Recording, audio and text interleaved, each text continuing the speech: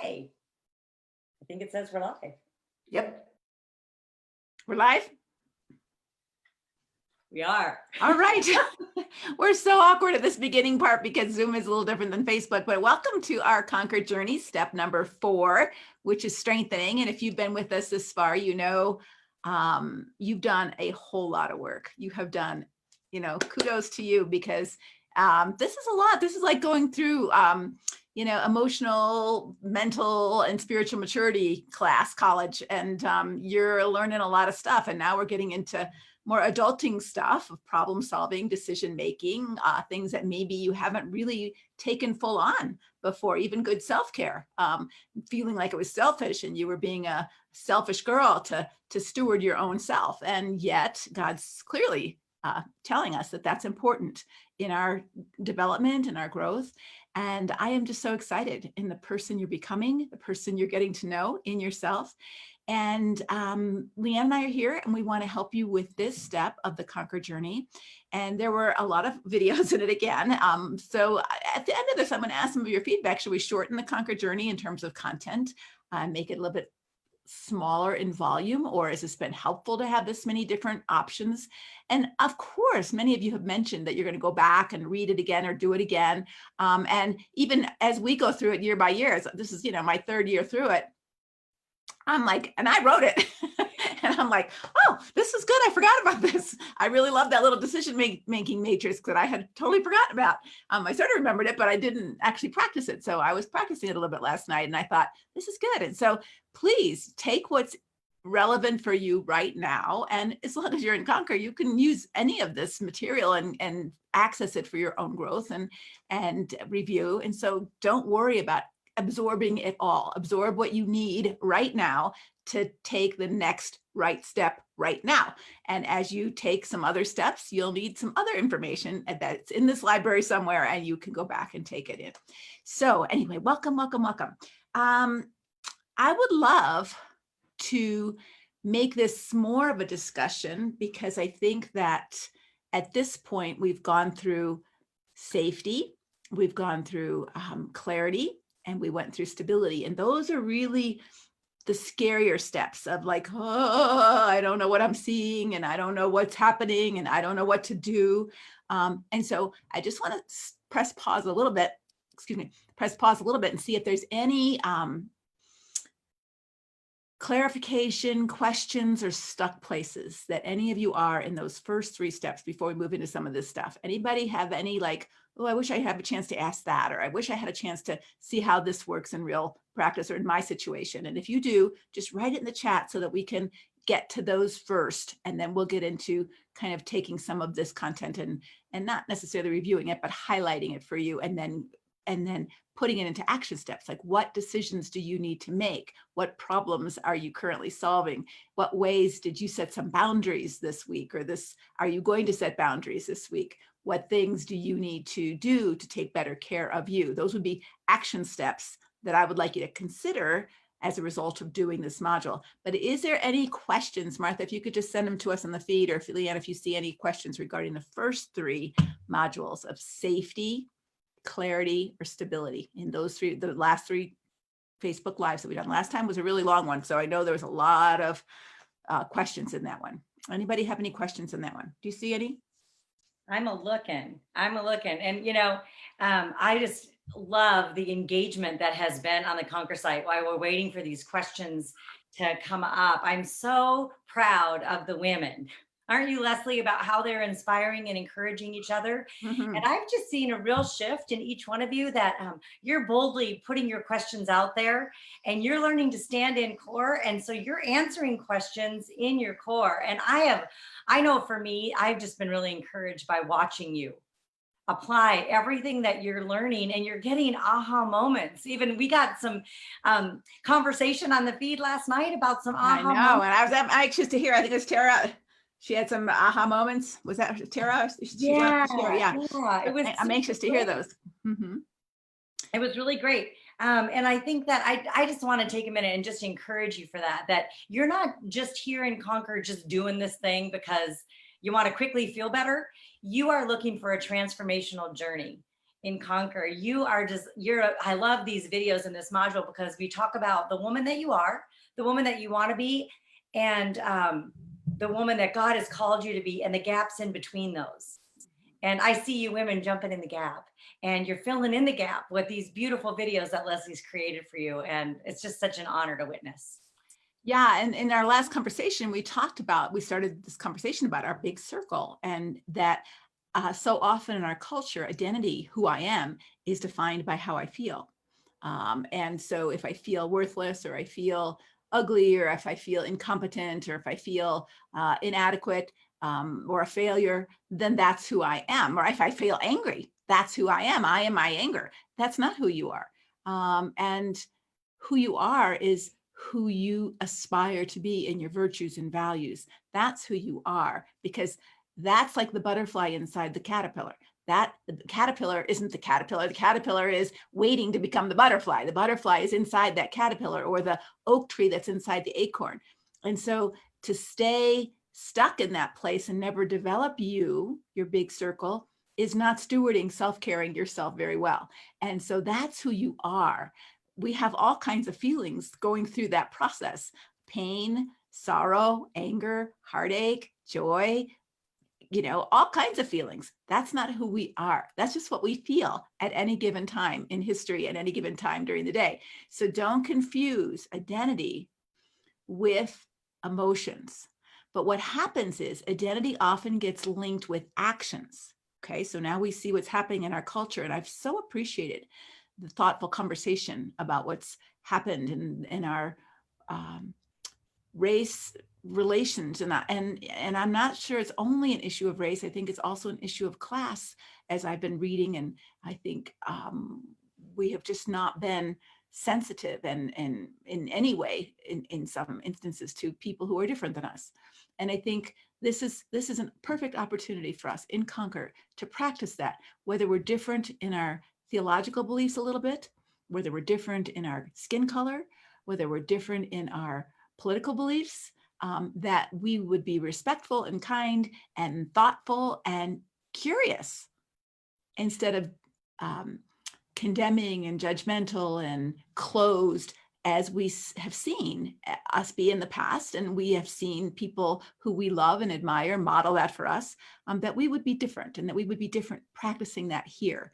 And I loved the curiosity, the questions about our differences and how we have grown up in the world and what it's like. And, certainly I'm white, and I've grown up white. I've only been in one country. I was in the Philippines for 2 weeks, and I was the only white person that I saw for like a couple of days, and it was a little intimidating. And so I can a little bit understand. And I do have an Asian daughter that we adopted, and half African American grandchildren, and I see a little bit of it from their eyes, and from a little bit from their perspective, not like I'm them, but like I feel more for them as I see them experience things that I never had to experience.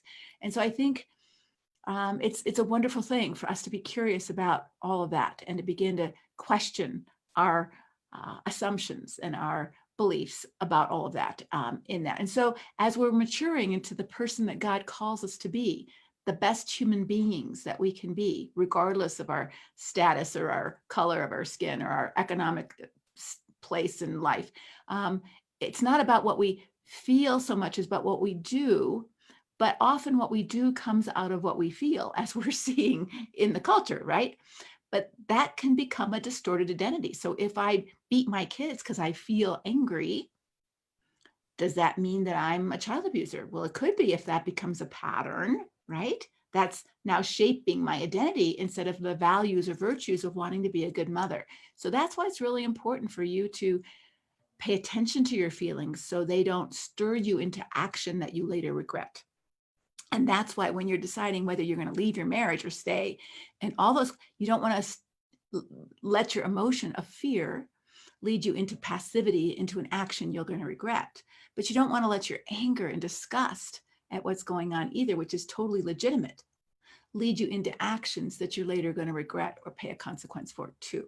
And so those are the ways that we're trying to mature you and grow you up through this Conquer journey, and all of Conquer. and that we are stronger together. So as we model that for each other, and we see and we have these compassionate, curious conversations with one another, maybe, just maybe, we can hold a little bit 5-minute compassionate curiosity conversation with someone who's not willing to do that back with us, but we can give it. And we can't do it for hours and hours and hours, but maybe we could do it for 5 minutes. And that might make just a shift in the relationship for a moment to see it could be different for them. Anyway, so we don't have any questions. Martha said, we have a whole bunch of questions. okay, We have go a ahead. whole slew of them. I see them. All It said right. no questions yet. And then when I was talking, they all came in. So, okay. Yeah. Why did I wait so long to move forward and work on divorcing my husband? That's a good question. And I don't have the answer for that. And Leanne doesn't either, but I think it's a good question to ask yourself. And I'm going to be doing a challenge next week, which I know some of you have already signed up for. It's called Moving Beyond Challenge. It's a free challenge. It's for everybody. It's not just for Conquer Girls.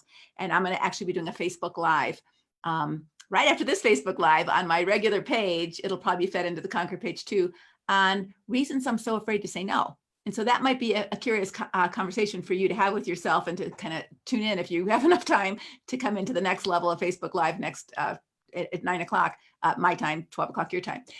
Just because I haven't been able to say no. And that's maybe why I've put up with something for so long. And so to be able to ask yourself that question in a compassionate, curious way versus a condemning, harsh, judgmental way, like, what's wrong with me, shaming yourself and beating yourself up.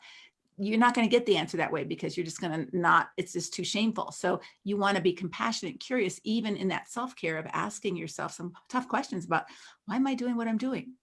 What's going on? Or why am I not doing what I know I should be doing? Right?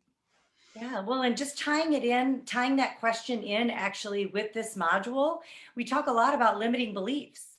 And so perhaps one of the reasons why you stayed so long is there was limiting beliefs that you were actually really clinging to, right? And those limiting beliefs, remember what those are, right? Those are beliefs about the world, about yourself, about God, about your situations, even other people that have been told to you over time. And so maybe, this is a great opportunity for you to do your own work and discover what might be some of those limiting beliefs that held you back and prevented you from even seeing the bigger picture of what was going on in your relationship or within your own heart, spirit, and mind. Yeah, and my funny story about my limiting belief, I didn't know it was a limiting belief. See, this is the thing that you need to really, you don't know it's a limiting belief, you just think it's a belief. The gate is locked. The gate is locked, right? And when I was in San Diego, I've told this story a number of times. And because I believed the gate was locked, it limited me in the options I thought I had. I never thought I could just push open a locked gate, right? Never in a million years did I consider that as one of my choices, right? So when we don't question what we believe, is it true? Can I really leave my husband? Am I strong enough? Can I do this? And when we tell ourselves, oh no, that door is locked, I can't go there, that's not possible. Well, then we never even push to see if it is. Absolutely. And I think, checking how true is this belief that I have really? And what's another way to look at it? Where did this belief even come from? Where did it start? There's a lot of different beliefs that have come up. And one of the ones that within relationships is this one. I have to take what I can get. Otherwise, I will end up alone. That's a big one. Like, I can't have any boundaries, because if I do, then I'll be all alone, right? So I have to just take it all. Right. And, looking and seeing, girlfriends, how these beliefs have affected us, how they've held us captive, how they've derailed us, or sometimes the beliefs can propel us into different things. But looking at what the cost is, if we're believing some of these, what we believe that are truths or different beliefs, how are they impacting us? And then we get to debunk it even further if we choose to. And what's a new belief that will replace that? And so it's just a great opportunity as you ask this question about why did I stay so long? Or how come, I've even seen this question a lot, is how come I didn't know this before? How come no one ever told me this? How come the church? How come? And it's like, well, because there's a lot of limiting beliefs in this world that are floating around that keep a lot of people stuck. And it's interesting, Leanne, I did a Zoom call for a church in Santa Clarita, California yesterday, and they had probably about, I don't know, 25 different pastors and counselors on, and we were talking about it, and you could just see their mouths going open because they have limiting beliefs too, you know. And as we were talking about, like, hey, abuse is not a marriage problem, it causes marriage. And it's like, what we never heard that before. We didn't believe that before. And so because we didn't believe that, it limited our counseling options. Of course you have to do marriage counseling, all these kind of things. So please don't believe that by the end of this Conquer journey, you're going to have all your limiting beliefs figured out.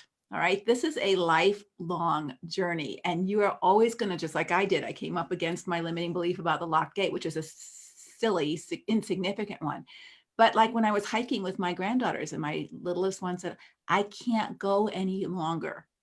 Right? That was her limiting belief. She told herself that. Now we had to, because we had to get off that mountain. I was telling the story before.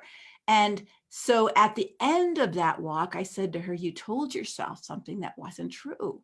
Look, you did get off the mountain. You walked a whole hour more, and you walked fast. Look how much further you can go than you believe you can. And so some of you right here, right now, might be saying, I can't do this Conquer journey. I can't learn all this stuff. I'll never be able to have good boundaries. You're telling yourself things that are absolutely not true, but you're not even stopping to check and question that. It might feel that way right now. When I start a book, like I have a book chapter to write that's due at the end of this month. And right now I haven't even started it. And I'm thinking, oh my gosh, this is but I will get it done. You know, I get it done as well as I'd like to, but I will get it done. But I used to have these limiting beliefs. I can't do that. I can't write. I had that limiting belief. That wasn't true, but that limited me for 20 years that I didn't write. So just understand that this is a lifelong journey, that you shall know the truth, and the truth will set you free. Why did Jesus have to tell us that? Other than we would have a lot of work to do in our maturing. So this isn't the end of your limiting beliefs by any stretch of the imagination. So don't beat yourself up, just be compassionately curious. All right, let me move to the next question. I feel my decision is becoming clearer and clearer that I need to leave well. I don't feel strong enough to face the fight of court right now. So I'm hanging on until I heal more and get stronger. Is this wrong to keep my husband waiting when I feel I need to leave this marriage, but not mentally and emotionally strong enough yet? Is that okay? I think it depends on how you're phrasing that, probably, you know, and it doesn't have to be okay with me. Is it okay with you? And is it okay with God? So you have to check in with your big circle. Right? You have to check in with your big circle. Am I living in integrity with the person I want to be? Or am I lying and pretending to him that things are fine between us? And then I'm going to, hit him over the head with divorce papers as soon as I feel healed enough, So I think you need to kind of think through how you want to stay right now and what that looks like in your big circle, to be stewarding yourself and needing healing and self-care. Just like if you got in a car accident, or your husband had a heart attack, you might put marriage stuff on hold until you heal, and then you revisit that. And maybe when you're stronger, you might look at things from a different angle too. So I don't know that you can make that firm decision that when I'm healed, I want to leave. Maybe when I'm healed, things will be different and you will change your mind about that. So we don't know. So I think you have to check in with your big circle. Any thoughts about that, Leah? Yeah, check in with your big circle, I think, is huge. And see, again, if there's any beliefs, because if we don't believe we can do something, we're not even going to try. And so part of your job, your work to do is to become strong, no matter what decision that you make. You have this opportunity. And so give yourself that grace and time that you need, but also it's okay to be really honest with yourself. So I would just do a constant check-in with yourself, check your motives, check your attitude. Are you living out of that big circle? Are you being the woman that you want to be, even on the other side when you do feel strong? And then the other question I would ask you is, how are you going to know that you are strong? And so sometimes we even forget to evaluate that whole piece. And I know that can be overwhelming sometimes, but it's like, in what ways are you going to know that you're strong enough to have the conversation that you're having or that you want to have?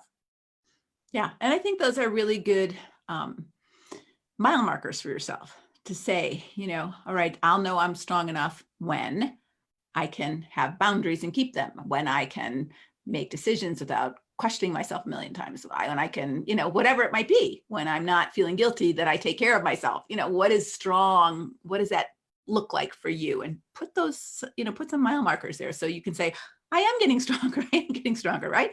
So for me, if I can walk 5 miles, 10,000 steps or a little bit more than that every day, that's a definition that I'm, doing what I need to do to stay strong as I age, right? I'm not going to be going to the gym and trying to become, a magazine cover, but by any stretch of the imagination. But if I can do my 10,000 steps every day and play pickleball, I'm feeling pretty good about that. So those are my markers, right? Yeah. And you know what I love? So, me, I'm a little bit silly.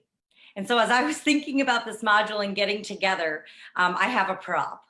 And Leslie just gave a great segue a little while ago to one of my props. And so I want you to remember something.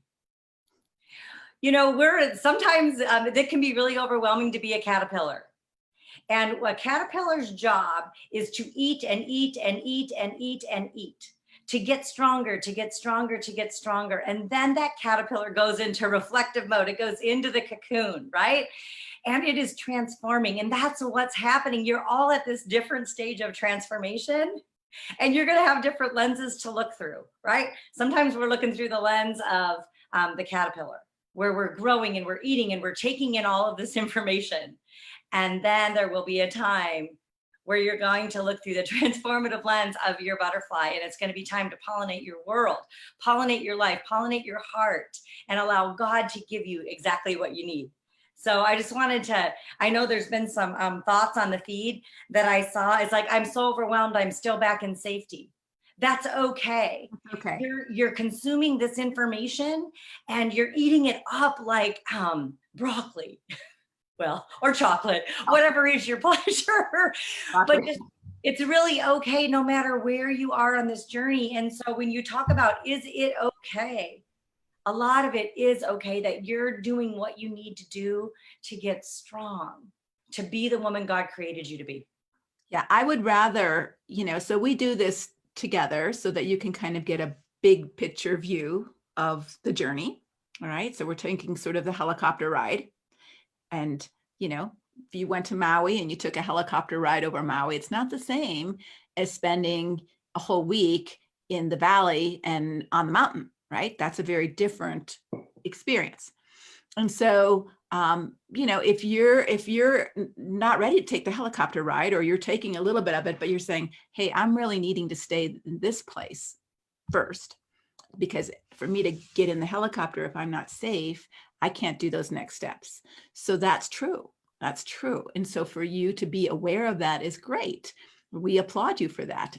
Do what you need to do your work wherever God has you right now. We're just showing you the journey. All right. And we're taking you there. Bird's eye view. You're not going to put all this into practice all at once.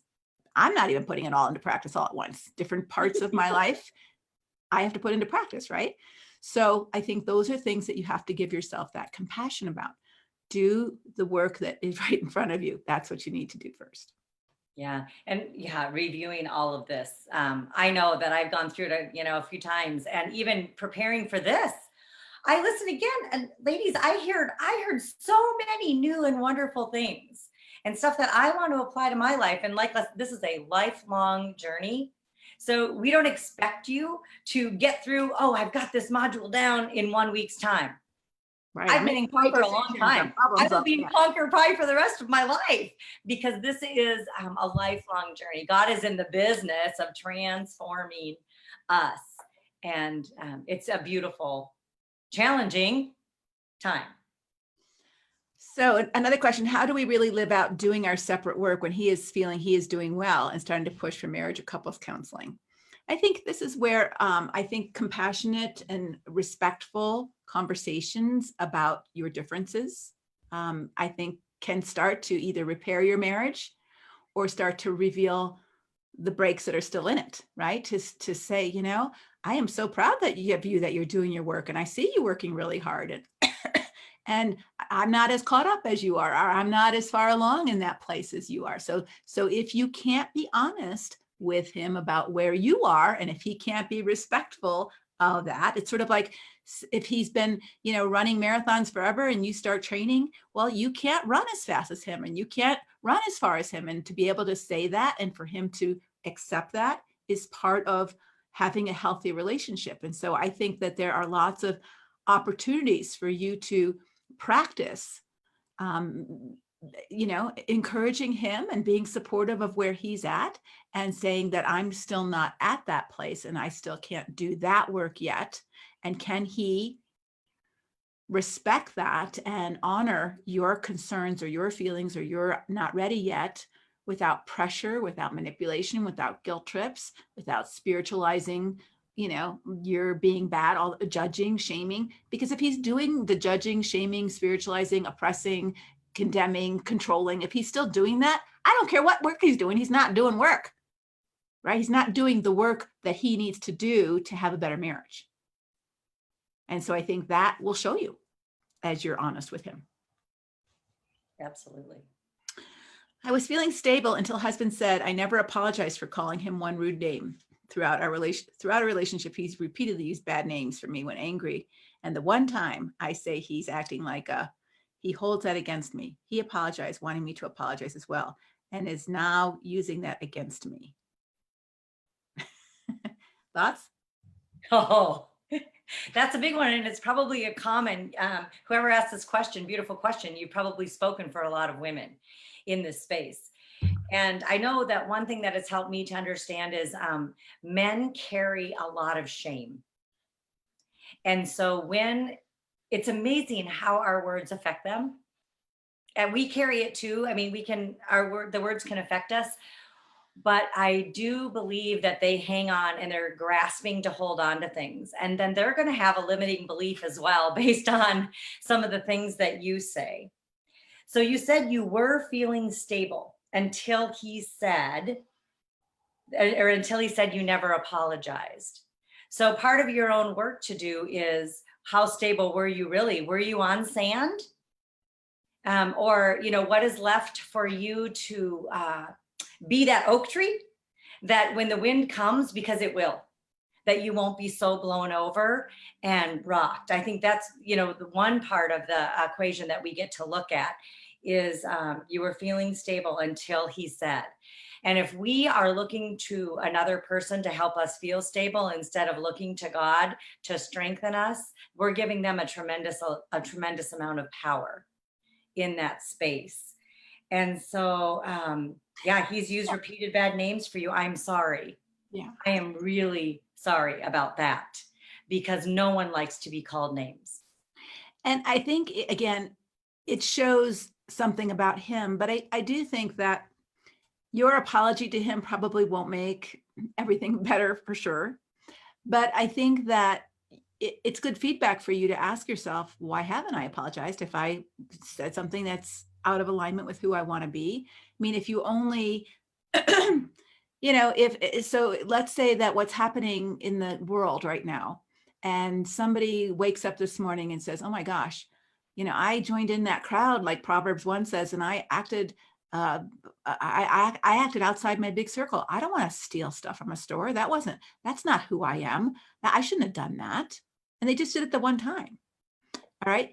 That's good for them to wake up to that's not who I want to be. That's not what I stand for. That's not in my core value. I got caught up in my emotions in the moment, but that's not who I am. I don't want to look like that. So it sounds like that's what's happened when you said that thing. That's one time you didn't like yourself. You didn't value what you said. That wasn't what you wanted to be like in a marriage.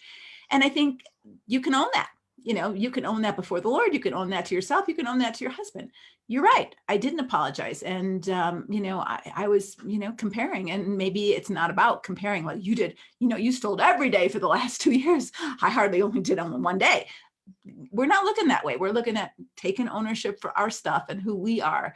And I think Leanne's spot on when she says, I was feeling stable until, because I think that if you are giving someone else power to blow you down with a criticism that you didn't apologize to me, then you're not as stable in place as you need to be in order for you to be more stable. Yeah. And I, speak about that from experience. I mean, that's, it's happened to me too. And I really appreciate the honesty in that question. Mhm, mhm. It's good. And Like, then the other thing, just to think about it, if I could tag on while you look at the next question, Leslie, is you said that he apologized to you, wanting an apology as well.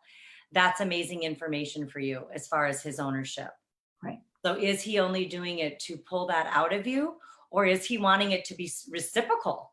Right? Is he wanting a partnership? Those are great questions that you could ask him in the moment and allow him to own his, why is it that you're apologizing to right now? If I can't apologize to you right now because I'm not at that space, why is that so important to you? And And you will get some great information from him. I think those are those curious, compassionate Yeah. conversations that you can have in those moments of being compassionate. I can understand that, you're concerned that I've never apologized. Why is that so important to you? And why is it so important to you that I apologize for the one time when it's not been important to you that you didn't apologize for the many times? I'm curious about that too. I'm wondering if you would think about that. So those would be ways of inviting a deeper reflection in the patterns in your relationship for both of you, and see if he's doing his work, then he should also be thoughtful about that question. It's a thoughtful question, unless you spew it in a shaming way, right? But these thoughtful, curious questions, like we're asking you, maybe you're not as stable as you thought. We're not doing that to shame you. We're asking you thoughtful questions for you to be curious about. Wow, I thought I was stable, and it was the ability to knock me over with one comment that was critical. Yeah, hey, you haven't apologized. That's that's not that's not as stable as you thought, right? With the wind blowing you over. It's not like it was a hammer, it was a wind. And so I think that by us asking you curious conversations to make you, or to invite you to self-reflect, are things that you can do, all of you, for your husbands in those conversations where you say, I don't, like the one who said, I don't know if I should tell him I'm leaving or whatever. I think you can be, hey, how are we doing as a marriage? I'm not so happy. You're not so happy. I'm not so healthy. You're not so healthy. I'm going to work on getting healthy, and then we'll reevaluate. I think you can be as honest as that without saying I'm staying and without saying I'm leaving. I don't know yet, because I'm not healthy enough to make that significant of a decision until I can get a little healthier. And I don't even know if I can get healthier while I'm in this mess, but I'm going to try and start there, and have curious conversations and see if it's possible to do that, and invite them into more vulnerability as well. Probably won't happen, but it could with some of your husbands. Right. Great. I love that. All right, here's something about our module. So let's get into this. Setting boundaries when my husband just ignores them. I'm not 100% perfect on following through, but I do most of the time, and he just gets angry. Yeah, they can feel like you're punishing them Or controlling them. or controlling. Yeah, and that's a big one. Yeah. How do you set boundaries with your husband, Leanne? Like, what kind of boundaries do you have? Yeah, way to throw it I right. put you on the spot. That's okay, because that's why we're here and we keep it real. And remember, we talked about this early, not about getting it right. It's about keeping it real. And that's what I appreciate about my relationship with Leslie. We can just, kind of throw those things out there. So how do I set boundaries with my husband? That's a big one. He does not like boundaries. I spent a lot of years in my marriage not setting them. I basically was a go with the flow kind of girl. Whatever. I just learned to do that. So it's almost, I learned helplessness. And so now the new woman in Leanne these last several years has gained some strength. And so when I set a boundary, I have to be very, very clear. And I think I have shared before, sometimes I have to write them down because I still can get emotional. I'm a feeler. I'm an empath in a lot of ways. I'm just going to own that. So for me to stay out of my feeling space and to stay out of my own head, I have to tap into some logic. And so, so here's like the hot tip of the day. I have gone into the boundary module. In fact, I've got it in front of me and I could probably read some. And I have seen Leslie's scripts about some of these boundaries. And I've actually written them down into my own language. And I have come to my husband with that on a piece of paper. And then I say it. The hard part is following through with my boundary, with a consequence. that, especially during COVID, has been really challenging. I had a funky boundary. One of my boundaries was, if you're going to speak to me that way, then I'm headed to a really expensive hotel, because money is kind of his thing. So it was like, I'm going to go treat myself to an overnight at a hotel and regroup myself. And then I'll come back. Well, I can't do that right now. So having realistic boundary with a realistic consequence that you can put into play so you can remain faithful and committed to your truth is a big one. So I'm going to pause there, and I know I can see you have a question or thought. I was going to say, I think if you can practice setting boundaries, if you've not done that yet, in ways that you are 100% in control of. All right. So when you try to set boundaries that require his cooperation in some way, then they're much harder to enforce, and that can feel controlling. So, and we talked about this in the module on boundaries. So be careful when you're setting a boundary. And I'll just repeat it again. And if you need more help on this, consider taking the people pleasing class that I'm going to be offering next week. But if you're troubled with boundaries, think of it this way. Boundaries do two things. That's all they do. They identify what's yours and what's not yours. Okay, so this week I'm in my cabin, and we found out that our water pipe is on someone else's property, right? And there's a boundary, not a fence, but there's a property markers that say what's mine and what's ours. So then my neighbor and I, who happens to be my cousin, we had to talk about, is that okay? Right? And it's okay. It's been there before we ever bought this house. So, but it helps identify what's yours and what's not yours. So my cousin lives next door in in a cabin, and he rakes his yard up to the property line, and I rake we rake our yard up to the property line, right? Because this is mine and that's his. Now, if he said to me, hey, Leslie, can you help me rake mine? I would, but that's not mine, it's his, and I can help him. So boundaries help clarify, this is my work to do. This is my house to clean. This is my house to fix. This is my house to pay for. That's his house to clean, his house to fix, his house to pay for. Can I help him do those things if he asks me? Sure, but it's not my responsibility. So identity and responsibility helps with boundaries, okay? And so when you're setting boundaries with someone else who's a different person, has different values, different identity, different big circle, if you can stick with what's important to you and that you can control that. So if you can say, I want to have constructive conversations with you. This is starting to get ugly. I'm not willing to continue this conversation. Now, he may start getting uglier for sure, but you have, at least if you're in a relatively safe, physically safe relationship, you do have the power to get up off your two legs and go into a different room. You do have the power to put earphones in your ears and say, I told you I don't want to continue this conversation. It's not constructive. It's not helpful. It's hurtful. I don't want to go there anymore. So you're setting a boundary.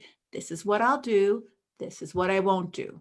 I won't let you do this to me as much as I can. And if he escalates where it's not safe, like grabbing your arm or pulling your earplugs out of your ear, pinning you down to hear you, well, then that's much more serious boundary violations and personhood violations. You're not safe.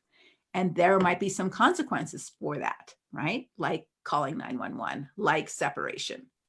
But I think trying to keep boundaries with something you can completely control. Even simple things like, I don't like you coming into the bathroom without knocking. The door is going to be locked if you don't respect that. I don't like you going in my purse. Please don't go in my purse. This is my purse. If you want something, ask me, I'll get it for you. Right? Just like I wouldn't want my cousin is my cousin, but I wouldn't want him coming in my house and just helping himself to my fridge just because he didn't have any potato chips in his house. I wouldn't want that. If he needed something, he can call me and ask me, and I'm happy to give it to him, but I don't want him in my house. And if he did that, I would have to say, this is my boundary. I don't want you coming in my house and in my fridge without asking. You know, and I love that because that's part of our work to do as well, ladies, is knowing what we want, what we will tolerate, what's important to us. And a lot of us have spent some time, you know, in our lives not paying any attention to those things. And so I know it can feel overwhelming sometimes when it comes to setting boundaries. And I encourage you, pick a small boundary. That It's you something really that can stick with. you can win. That when I say win, I mean it will feel good. It will honor your big circle. So you want to pick a boundary. You know, like I said to my husband, he was trimming our back bushes. And I said, you know, one thing that I would be important, I appreciate the fact that you're trimming the bushes. Can you please just trim the height and not the width? Because I love to see the beauty. I want to see the color. So that knowing what I want and what's important to me really helped him to honor. So you want to, you can be a little bit mutual. You also, when you're testing the waters, I found it to be helpful. What's going to be easy for him to honor? Not that I want to make everything easy, but this is new for both of us. We're treading on some new water here. And if I want to honor my big circle about being loving and being honest, then that helps me, you know, take small bites, small boundaries at first to practice and exercise that muscle. And boundaries, you know, I mean, your request, Leanne, about the bushes wasn't really a boundary. It was a request because the bushes are not hers. The bushes are theirs, right? So she's saying, Maybe. this is what I prefer, or they're the golf course, you know, whatever. So I think that we have to be careful that we're, you know, when we talk about boundaries, and I probably would not use that word, like I'm setting a boundary on you right now, because it sounds pretty parental. But you said something in your question that I do want to bring up, and that is intermittent reinforcement is the most potent reinforcement that you can get. So let me just talk about parenting for a minute. So if you're trying to get your kid to sleep alone without you, and you're trying to get them to stay in their crib or stay in their bed, if every so often, if they whine loud enough, you give in and go in their bed, they will learn that, hey, if I whine loud enough, I'll get my way. All right. And you don't have to do it every time, but if they whine and whine and whine and whine and whine and whine, and sometimes you give in, they will learn that I can whine and whine and whine and whine, and sometimes you'll give in, right? That's what they learn. And so they will do that, and they'll drive you crazy. And then you're not living in your big circle when you're yelling at your kid for whining so much because they're not listening to you. You already told them no a million times. And okay, forget it. Here's your candy, or I'll come in bed and lay with you for 5 minutes. Well, that intermittent reinforcement is absolutely the worst thing that you can do. So I think if you're going to start with setting some boundaries, set some boundaries that you can 100% stick with. Like, I'm not coming in your room, or I'm not letting you in my bed, or I'm not buying candy at the store, or I'm not sharing this with you, or whatever it is that you can. And they're going to whine, they're going to manipulate, they're going to badger, they're going to try to see if you really mean it. And if you give in, you might as well just skip setting boundaries, because you're teaching them, if they bug you enough, you can't hold your boundary, right? And our children try it all the time. And sooner or later, we have to get strong enough to hold our boundary. No, I'm not giving in on this. So stop asking me. If you ask me again, there'll be a consequence, right?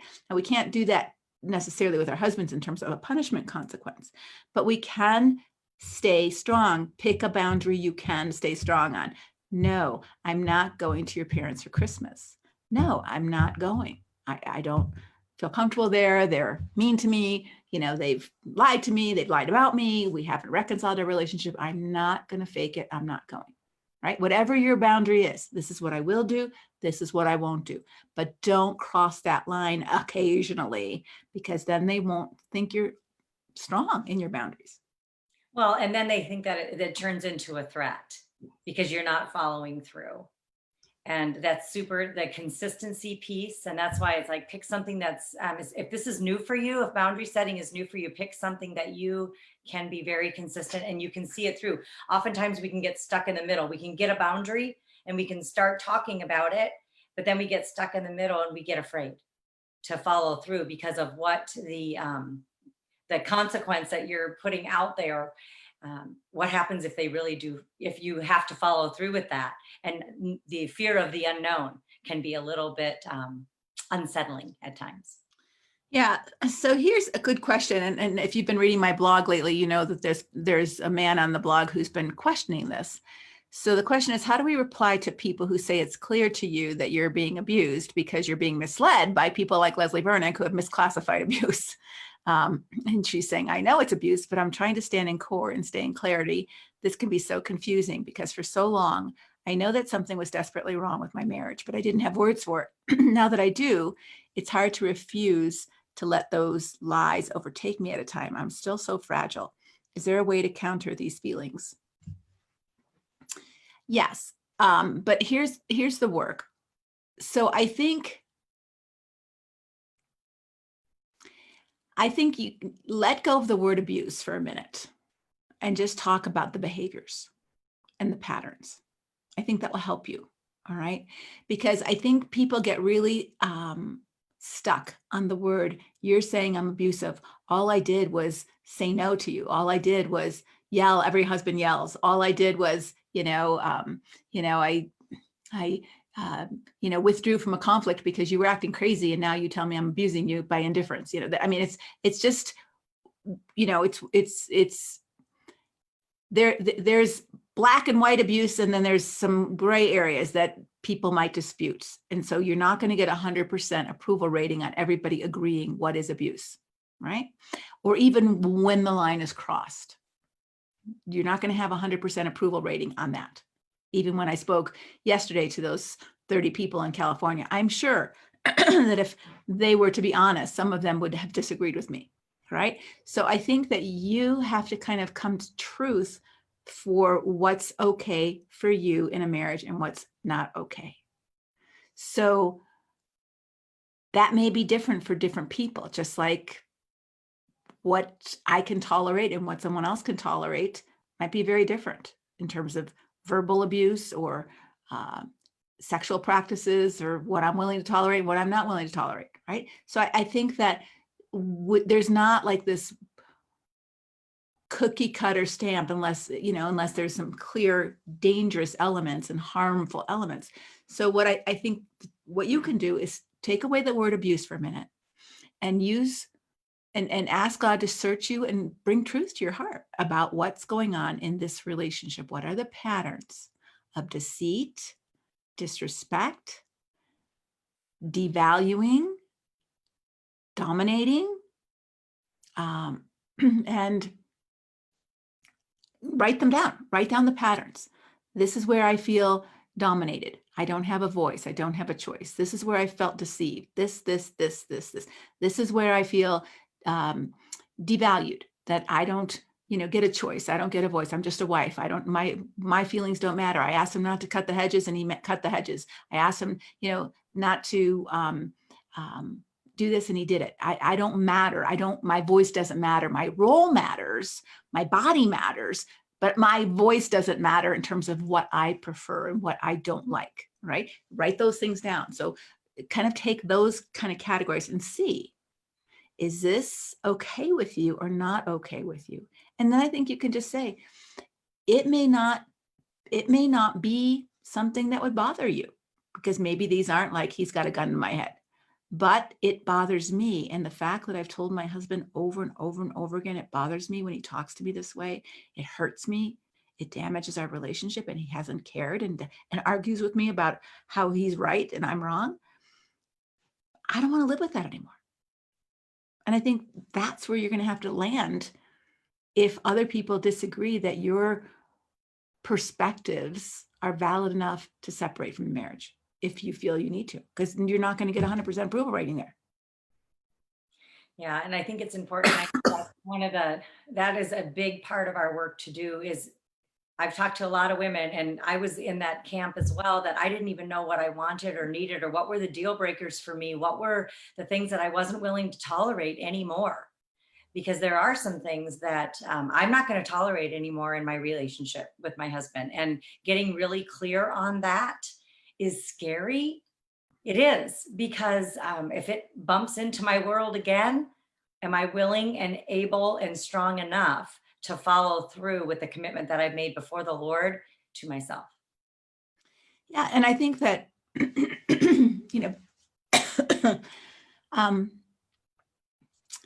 people who have a very strong view of the sanctity of marriage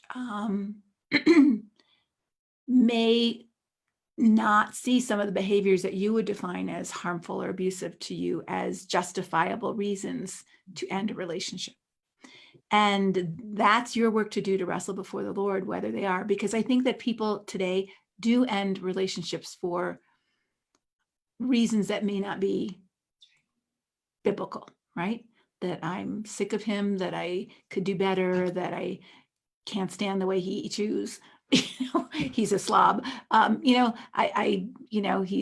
lazy. He's not ambitious, and nothing sinful in terms of, he's not like he's watching video games all day, but he's not earning as much money as they want him to.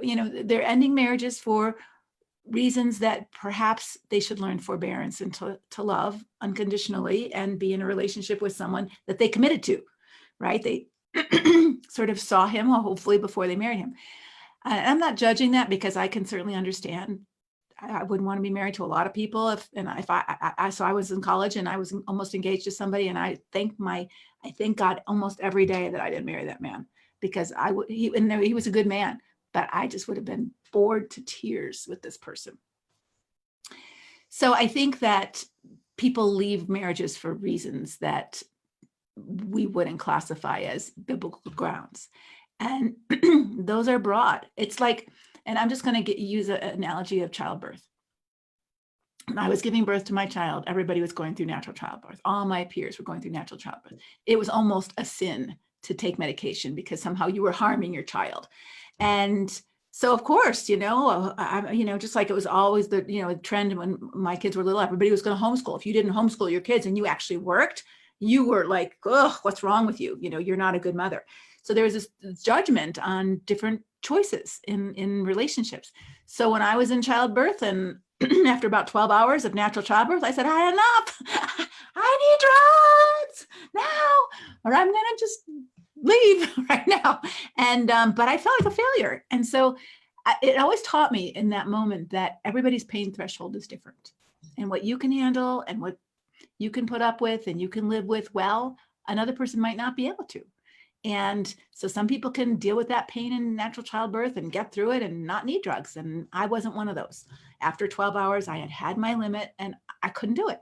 At least I told myself I couldn't do it. Maybe I could have if I would have been stronger, but I wasn't. And so you have to be where you are. And that's where I was.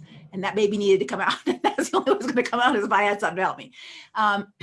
So my point is that I think it's helpful to listen to the feedback of others. If they say, I think you're overreacting, I think you're making more of this than it is, I think you can go before the Lord and ask them. I think you can go before other people, your other sisters, and hear and conquer, and say, all right, these are the behaviors, these are the actions.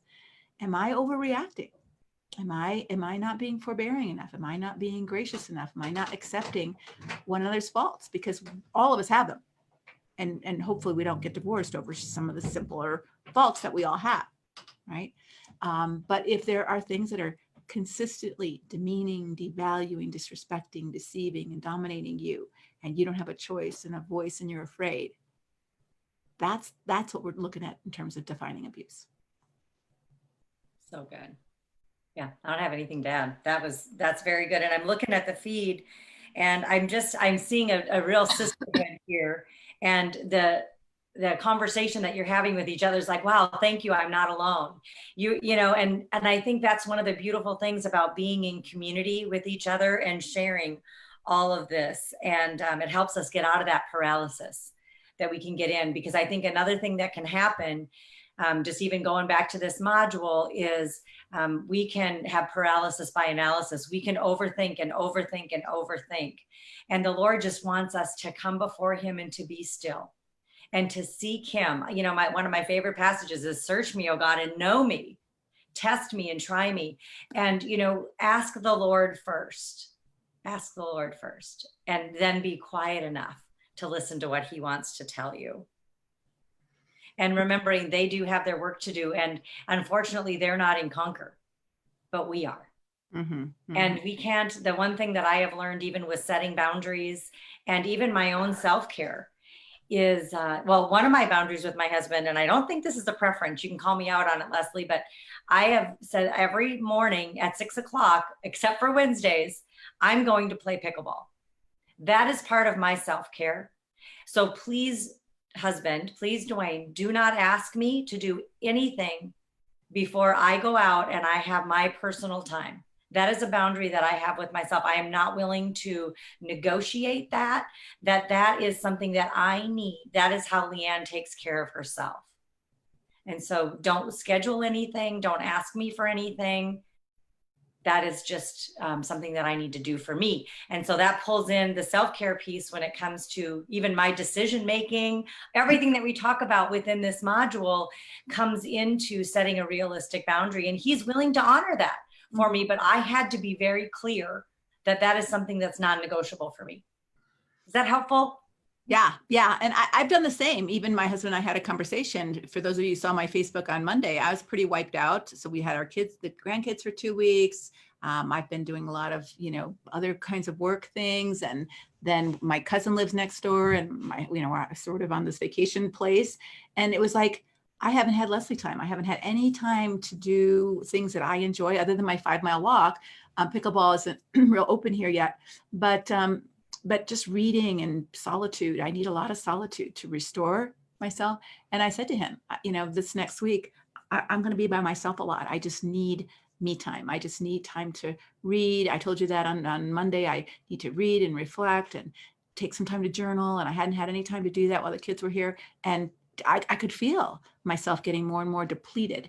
And I think if you're married to a decent person, they want you to be full. They want you to, and they can't fill you up.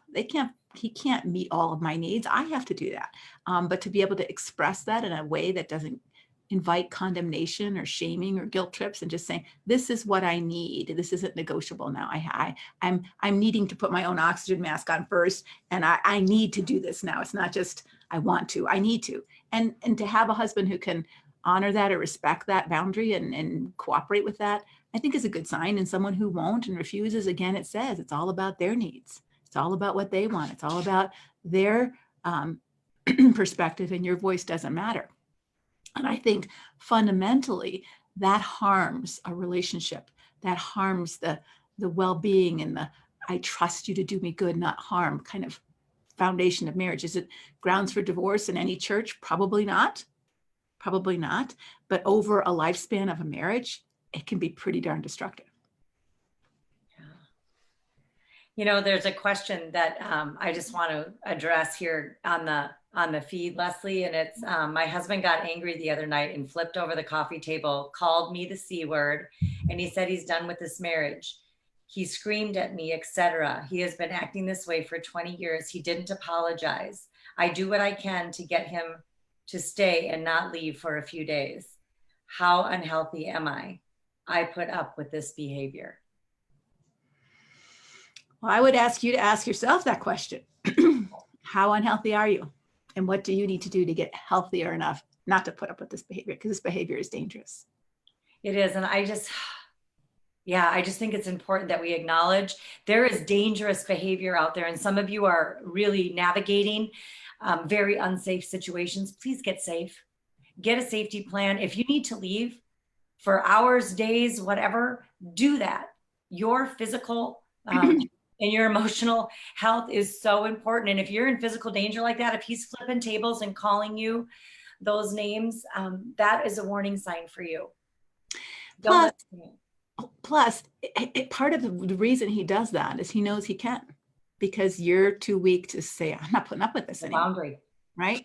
Yes. So I wonder what would happen if, when he has his little fit, that you just say, okay, instead of trying to get him to stay, what if you said, if you're that unhappy, then maybe it's time for you to leave? I'm sure the face on him would be like shocked, like, oh my gosh, maybe I've gone too far, right? Because he's looking for you to plead that I need you. So he can be a lousy husband and you still need him. But what if you said, hey, maybe it's time, if you're that distressed that you're flipping tables and calling me horrible names, maybe it is time for you to leave. Maybe we're not good together. I think you'd be calling his bluff a little. And I think that he might begin to see that this behavior isn't okay anymore. And I think you might even say, and you need to leave. And if, not you need to leave because you did this, but if you're that unhappy, yeah, go, instead of begging him to stay. And then if he wants to stay and come back, or he says, no, I really don't want to go, then you can say, this behavior has got to stop. I'm not putting up with this anymore.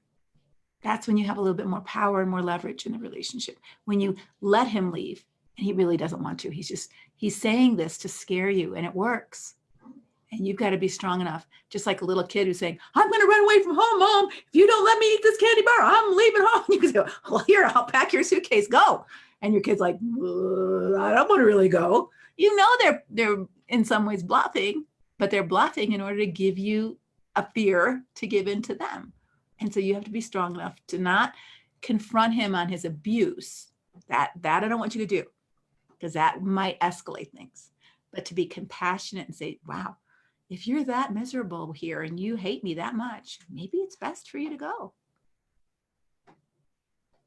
And see what happens.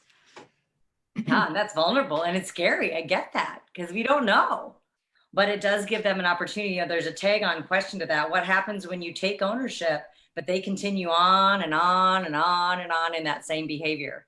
And that's giving you great information. And if they, it's showing that you don't matter. Well, but here's how the conversation changes, though. So if I'm escalating with my husband, I'm saying, you're such a horrible husband. I don't think I want to be married to you anymore. Yeah, I'm calling him names and all that. And he says, well, okay, if you're that miserable, and he's not mean to me, but he's just kind. And he says, wow, if you're that miserable, maybe you should leave. I hate for you to be that miserable with me. All of a sudden it's like, it causes me to reflect on what I just did, right? It causes me to press pause. Is that really what I want? Or am I just acting like a moron right now? Right. And I sort of talk about that in my book, How to Act Right When Your Spouse Acts Wrong. Right. So when I'm acting wrong, so I had to tell a story in there where I was acting really cranky. I wasn't abusive, but I was cranky. And I was saying, you never helped me around the house. And he was handling it in a good way. And it caused me to have to, not the first time, but after a minute or two, I had to press pause. And all I could see was my yuckiness. And so I think when you can stop clinging to him and say, wow, if you're that unhappy with me, maybe it is best for you not to be with me. Right? So you're not attacking him. You're not accusing him of being abusive. You're not putting a boundary down. You're just saying, wow, I just heard what you said. And if you need to go, go. Then that gives him a chance to reflect.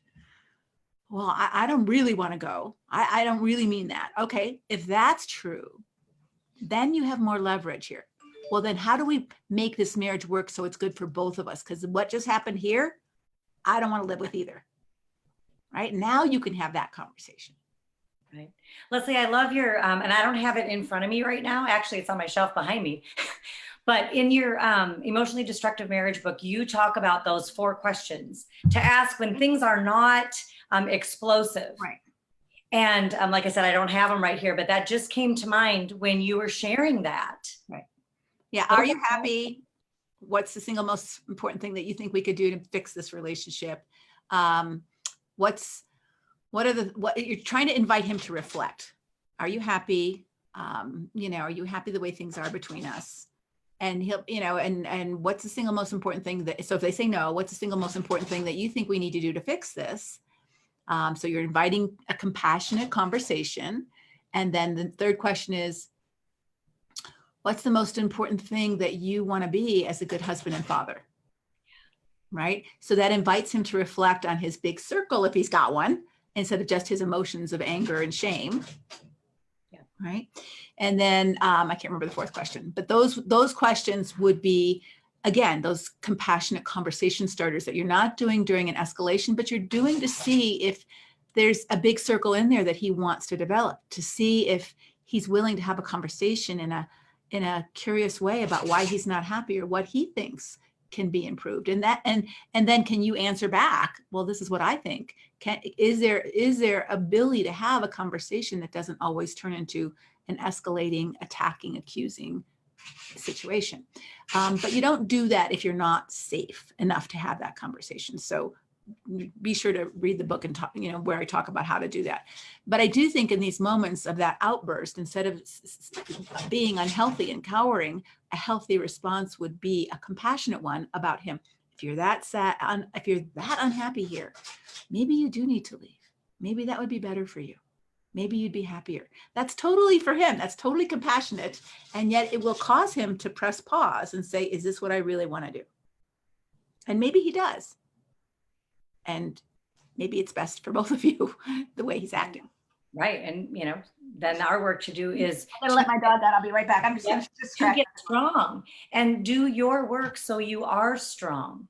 So then when that wind blows, if he does make the decision to take a break and to leave, that you're not going to be totally blown over and derailed. I know back many, many years ago, when a lot of stuff hit the fan at my house, and I learned stuff that, I didn't want to know about. I would have been completely derailed if other decisions would have been made. And now I know, after doing my work, I pray that I'm strong enough now, no matter what decision somebody makes in my world, that I will not be blown over, that I can be that mighty oak. And I have the deep roots now, but those deep roots don't come overnight. This is consistently doing that work and then practicing and building that strength that we so desperately need when we've been in that weak place. And so we get to practice all the things that we're learning in order to gain the strength so we can stand strong in our core. So I just wanted to encourage you with that, and, just let you know that we're here, and your sisters are here for you to help keep you in that space. And there's so many beautiful videos in this module on self-care. I think that there's 5. So if you, there's 5. So I'm just going to hold this up, right? So see all these beautiful modules that are videos that are here in this strength module.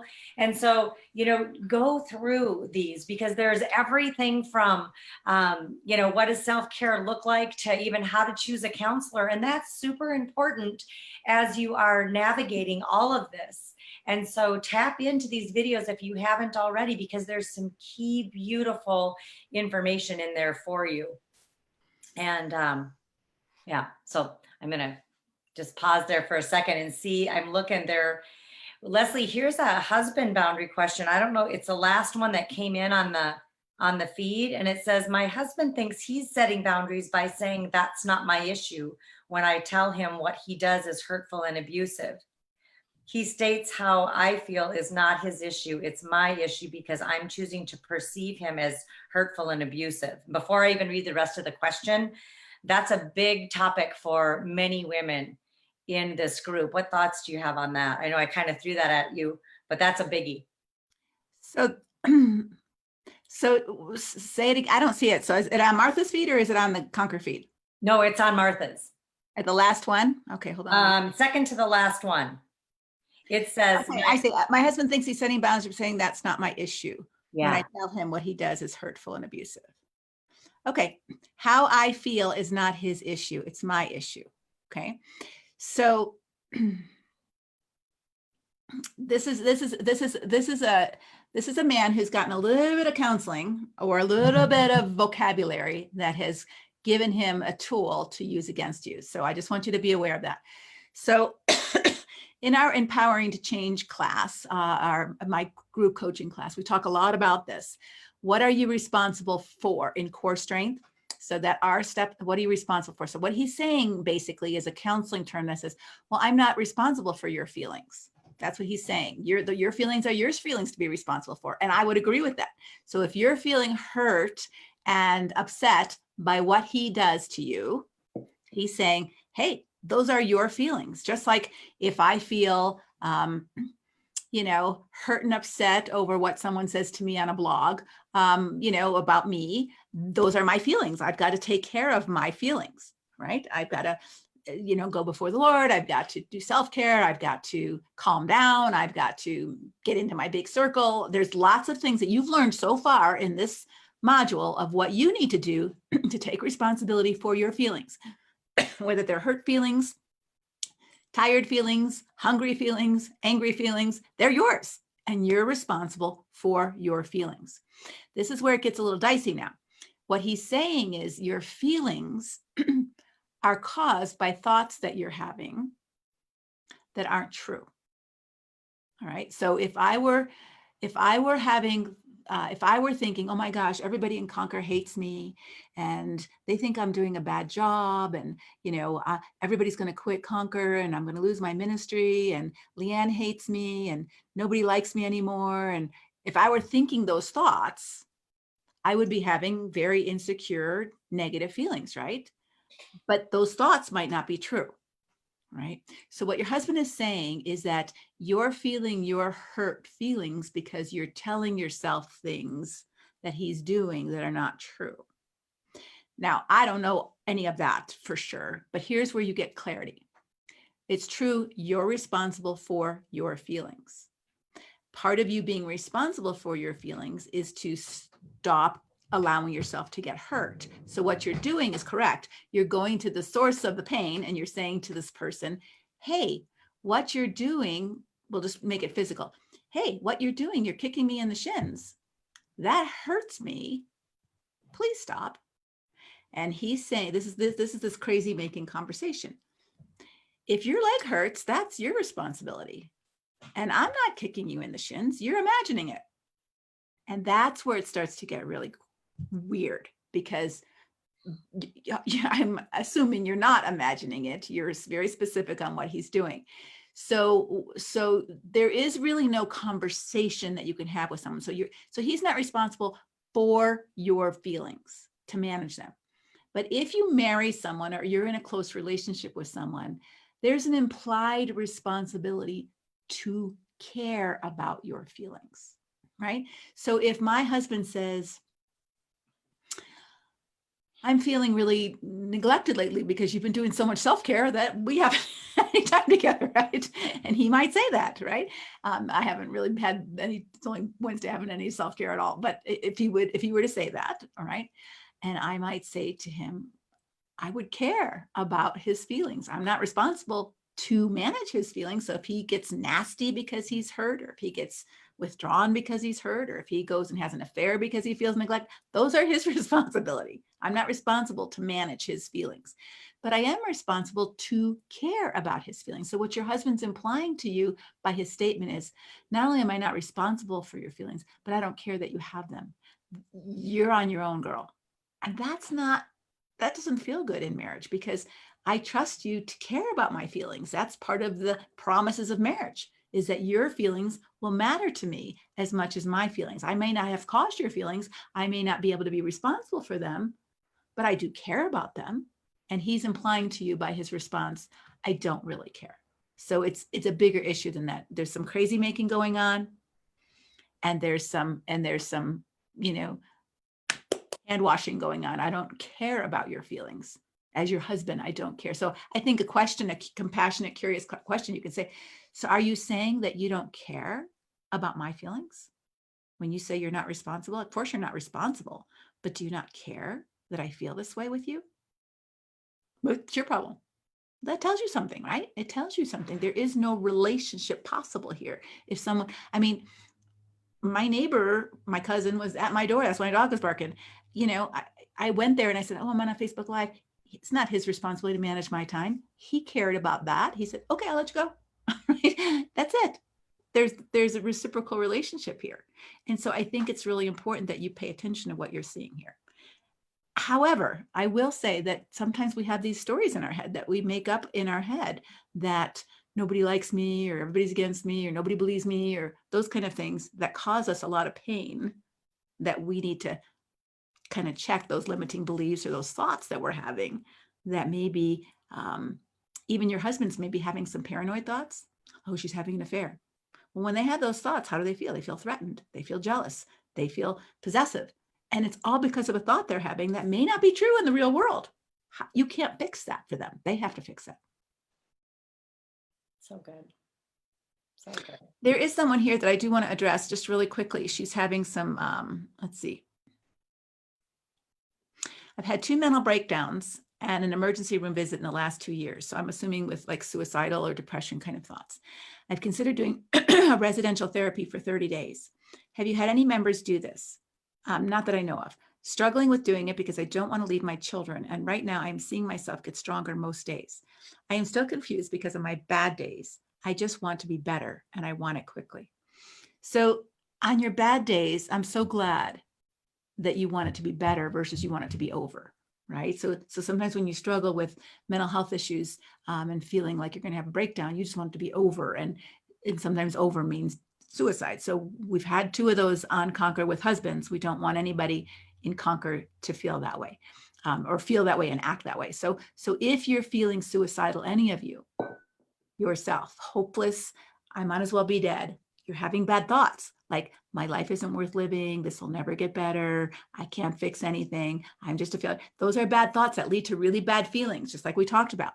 But your thoughts might not be true. Every single person I've worked with in 35 years in mental health, I wrote a book on depression. I worked with a lot of suicidal people. Every single one of them, as they got better, were so glad they didn't make that decision. You see, once you make a decision to kill yourself, you can't reverse that decision. And you don't know that tomorrow might have been a completely different day. So if you're fragile that way, any of you, I'm not just speaking to you, if any of you feel fragile that way, and we've had some, Conquer girls kind of say, I've just had it. I don't feel like living anymore. We all have those thoughts and feelings. I do too sometimes. Lord, just take me home. This is hard. I'm done, but I'm not going to do something. All right. But if you're actually feeling like you're going to do something, that's really critical. And there's a suicide hotline that you can call. You go to your emergency room, your hospital, they'll help you. If you reach out and Conquer, we're going to give you the suicide hotline because we're not equipped to do anything more than that on an online forum. But we want you to know that there is always hope. There is always something that can be done. And I don't want you to ever feel like that's the best choice you could make. It's always a choice, but it's never the best choice. So to answer your question, should I go to a residential treatment? I would have you think through a couple things. How old are your children? What kind of effect will that have if you end up getting divorced and have to fight for custody of your children? I think that's a legal issue that you have to face. And you certainly need to think through that a little bit. I think that what kind of treatment program is it? Is it excellent with a great reputation? Because they're very expensive. And unless you're really going to get some one-on-one therapy and a really good group therapy and really intensive medical help, just to be in a place to keep you safe is maybe not necessary for you at this point, because if you're not actively suicidal, that isn't necessarily. But if you're in a place to really get in some intensive therapy and trauma work and whatever you need to get stronger, then maybe that's what you need, especially if you have family members that are willing to support that and willing to support your kids and help them through that. So I think there's some questions you need to ask yourself about that, but there is no shame. And there are some excellent treatment programs that you can go to. I think A Place for Hope in Seattle is supposed to be, it's a Christian residential treatment center. It's a little pricey, but Greg Jantz runs it. Greg just came out with a new book on depression. I think it was Greg, that I thought was pretty good on the whole body depression. So he's a colleague of mine from the AACC, and there's a residential treatment center there, but it's expensive. So I would just encourage you on your bad days. I just want to be better and want it quickly. Sometimes growth doesn't come quickly for any of us. And if you could just be compassionate with yourself on a bad day, like today's a bad day, and it's okay for me to not grow as quickly as I'd like, and that God has a plan in the cocoon, right? And I just want to be a butterfly already. I'm sick of this cocoon, right? I just want to be a butterfly already. I'm sick of crawling on the earth and being a caterpillar. This is too much for me. I don't want to do it anymore. I get that. But God has a plan for your growth, and we can't always orchestrate it. An oak tree takes a long time to grow. An apple tree takes a long time to bear apples. It doesn't happen in a week. It doesn't happen in a Conquer Journey 6-week module. It happens over months and years. And we're here to guide you along the way. Your Conquer Sisters are here to support you, but you have to do what's best for you. And if you need that, then do that. But understand that it may have some other ramifications that you want to pay attention to as well. All right. I just want to make sure that we got to that question. No, that's beautiful. And it's so helpful. And, like you say, even in your, I think it's the final self-care video in this module Mhm. about, knowing what kind of diagnosis that you're getting, all of that is super important, especially if there's custody issues. So I think that it's an amazing opportunity that you just gave for this gal to look at the big picture, Mhm. right? Not get overwhelmed by it, but, every decision that we make has consequences. And there's fruit and all kinds of things to these decisions, and you're here in Conquer to be able to grow strong and to realize, we've talked a lot about this tunnel vision. We can expand our vision and go, wow, there is so much more that is out there for me to learn from and to lean into and learn besides or learn alongside other sisters that will help you gain perspective. Because on those bad days, man, it's really hard to see that there's other opportunities and another way to look at things. And there is. And I battle with depression. My mother was bipolar. My grandmother was in a psychiatric hospital from the day my mother was, well, actually she was in the psychiatric hospital before my mother was born, because she was in a psychiatric hospital before my mother was the last of 6. And so the 5th baby, she went into the hospital, came out for a weekend, got pregnant with my mother, went back in, had my mother, and never came back out. So my mother never knew her mother. She was in the psychiatric hospital her entire life until my mother sprung her out when my mother was probably 60 and she was 85. And that was the first I even knew I had a grandmother. So she was in the hospital all those years. So I understand depression. I have battled that, and I can get into those dark places. I don't stay there very long, but I can get there, and it's not a fun place to be. So please take good care of yourself and don't shame yourself. God has wired us differently. And it's interesting. I'm reading a really interesting book right now. And I told my sister to read it too, about how generational trauma gets transmuted through the genes, and how so my great grandmother lived in Hungary and with the war and all those kind of things. And they talk about studies done with Holocaust survivors who have lived through, World War II, and then their children. And their children, most people who lived through the Holocaust don't talk about it. They didn't want to talk about it. And so they came to this country, or whatever country had children. And then those children struggled with anxiety and depression. And then their children's children. And when God says the sins of the parents, or the effects of sin, affect us genetically and get passed through the genes. So it's an interesting read about how generational trauma, especially anxiety and depression, can be transmuted through the genetic makeup of your, I just started this book, so I don't know that much about it, but when your mother was pregnant, now when your grandmother was pregnant with your mother, and your mother was in your grandmother's belly, her ovaries were being formed at that time. And so whatever those traumas were affect you too, because those ovaries are part of what made you. And so it's just a real interesting with the neuroscience and all the stuff that's coming out with genetics and biogenetics. They're finding that there's a lot of that happening, and to be able to be compassionate that this may not be a sin issue like we think all the time. It may just be a biological weakness that you need to be compassionate about for yourself and not beat yourself up over. Yeah, it's so important to be kind. I haven't read that book, but I've lived it. And so that'll be a whole nother conversation we'll have someday, but it is in your DNA. And just to be kind to yourself as you're working through all of this, the stress is going to bring up a lot of this inside of what's going on inside your body. And yeah, loving on yourself is going to be a huge part, because we all have our really bad days. And I too have suffered, right, from some depression and anxiety. And it's okay. We say that a lot. It's okay, but it is okay. And to own that and to not run away from it, and realize that's part of where you're at this season in your life, and to be compassionate with yourself as you're navigating these really hard days, because we all have them. And some days are going to be harder than others. Yeah. And so to be healthy doesn't mean you don't struggle. right? Thank you for saying that out loud. Yeah, because I still struggle sometimes, and like I said, this last 2 weeks has been a hard thing because I haven't had enough time, enough self-care time. And it's not quite as sunny here sometimes as it is in Phoenix. So I've really needed that sunshine and so I like being home this weekend because I got it, but it was too hot.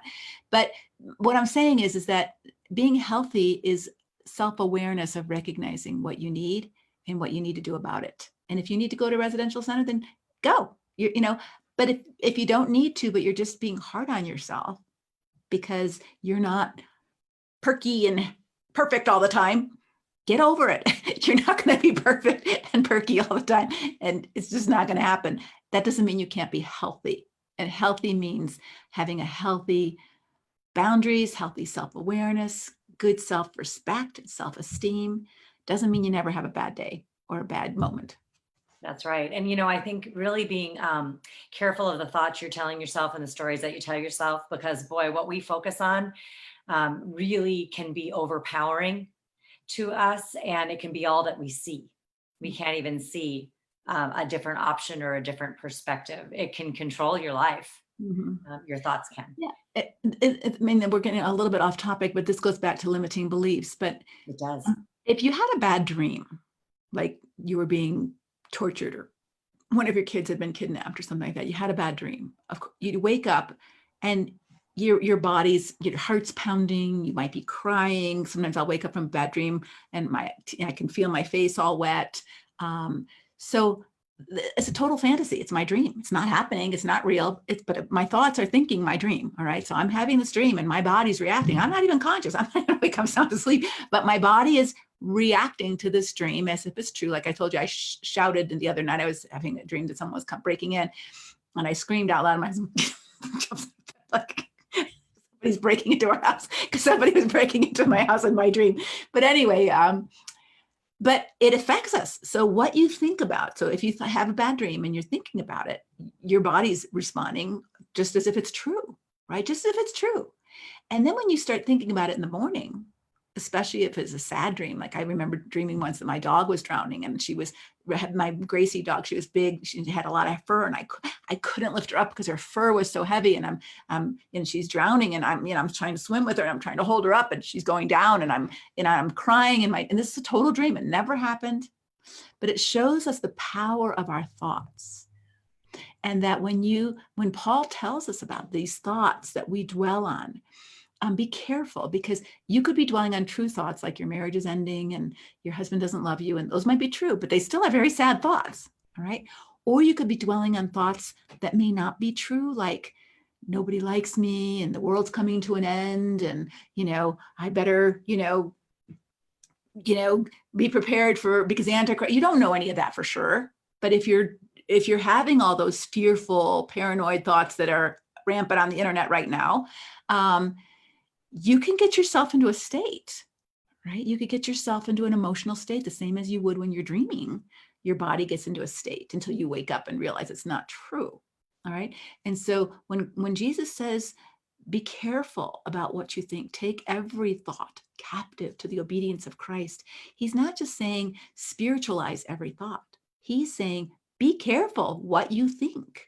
And when the Apostle Paul says, whatsoever things are true and good and right, let your mind dwell on these things in Philippians, who's responsible for what you're thinking? You.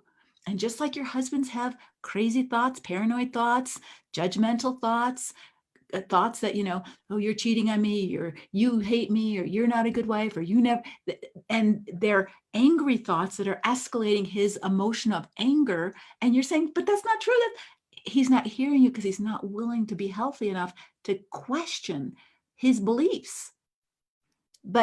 And we can't fix him, but you're here for a reason. God wants you to pay attention to your thought life, not just about limiting beliefs, but about painful thoughts and scary thoughts and hurtful thoughts and self-depreciating thoughts that may not be true at all, but you're thinking them.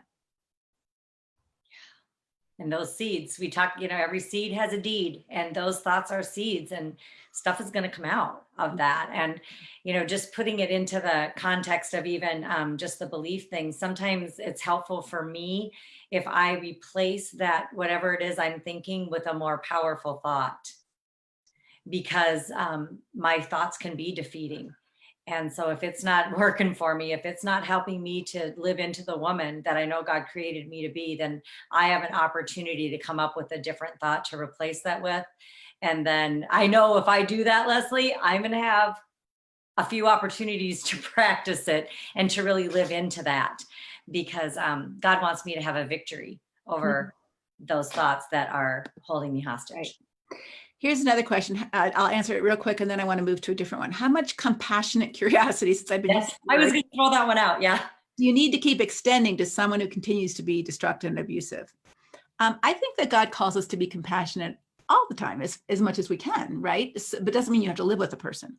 So I remember, and again, these are just stories from my life, but I remember taking a class, a 6-month class on counseling sex offenders. Not that I ever was going to counsel sex offenders, but I was doing enough work with victims of sex offenders that I wanted to understand what kind of counseling they got, because churches were encouraging women to reconcile with the man who had abused their children, those kind of things. So I just wanted to make sure that I really understood that pathology. And I was compassionately curious about these people. I wanted to understand, like, how could they possibly molest a child? How could they possibly, what kind of mindset, what kind of lies did they tell themselves that made it okay for them to do this? Or did they just have no conscience at all? So I was very curious about, like, in their mind as a therapist, like, what kind of background did they have? What happened to them that they would think this is okay and justify it and excuse it, and all of those things. Would I let them near my child? No. Would I let them in my house? No. So can you be compassionately curious and still have really good boundaries is the question. So that's the person I want to be. So I could be, even the protesters who are out there, like, I don't want to be around them because they might hurt me. But if I had the opportunity to have a conversation with them, I would want to be compassionately curious about that conversation versus judgmental and condemning. I'd want to understand their heart. I'd want to understand their mind. So I want it, the compassionate curiosity comes from my big circle. All right. That's who I want to be in conversations with people. If they're dangerous people and they're destructive people, I want to make sure that either they're behind bars when I have that conversation, or I'm on the phone when I have that conversation, or I'm in a place that's safe when I have that conversation with that person. So I want you to understand that I'm not saying that you need to stay in a marital relationship and have compassionate conversations with someone who's continuing to harm you. I'm not saying that at all, but I'm saying that you can be, I don't know, you've chosen the way you want to be. I don't know why you would choose to be that way. It doesn't look healthy to me, but if that's the way you want to be, I'm terribly curious about it, but I don't think I can live with you this way.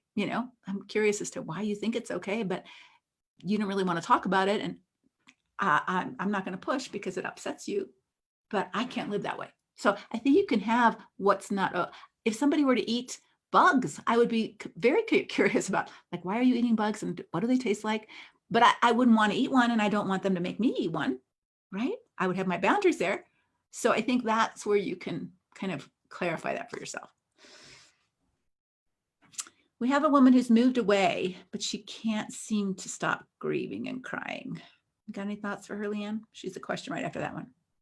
Oh, I'm trying to find it. I'll read it. I just moved 800 miles away from her husband this past weekend, officially separated.